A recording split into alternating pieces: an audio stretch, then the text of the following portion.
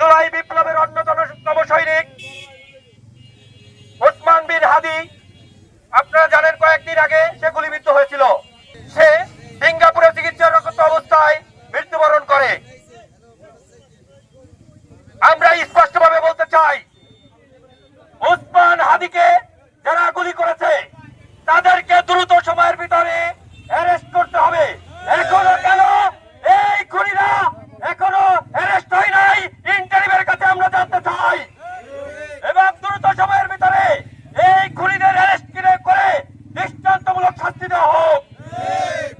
এবং ভারতকে আমরা স্পষ্টভাবে বলতে চাই, বাংলাদেশের বিষয় নিয়ে আপনারা নাক গলায়েন না। আপনারা যদি বাংলাদেশের বিষয় ভিতরে প্রভাব বিস্তার করার চেষ্টা করেন তাহলে সেভেন সিস্টার্স থাকবে না ইনশাআল্লাহ। আমরা বাংলার জনগণ ভারতীয় আধিপত্যবাদ রুখে দিব ইনশাআল্লাহ।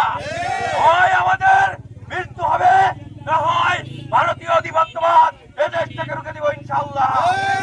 এবং আওয়ামী ফ্যাসিবাদের দোসর যারা আছে তাদেরকে স্পষ্টভাবে বলতে চাই, আপনারা এখনো সতর্ক হয়ে যান। এই দেশে আওয়ামী ফ্যাসিবাদের আর জায়গা হবে না। আপনাদের রাজনীতি এই জুলাই আগস্টের মাধ্যমে সমাপ্ত হয়েছে। আপনারা যদি কোন জুলাই বিপ্লবীদের উপর আর হামলা আসে তাহলে বাংলার জনগণ তার সঠিক জবাব দিবে ইনশাআল্লাহ।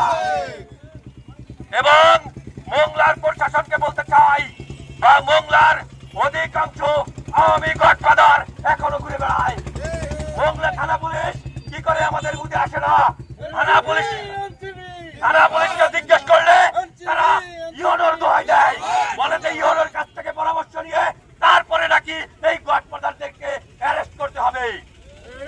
কার ছত্রছায়ায় এই গডফাদাররা এখনো ঘুরে বেড়ায় আমাদের বুঝে আসে না। স্পষ্টভাবে বলতে চাই, এই গডফাদার আওয়ামী গডফাদার সন্ত্রাসীদের দ্রুত সময় অ্যারেস্ট করে তাদেরকে দৃষ্টান্তমূলক শাস্তি দেওয়া হোক।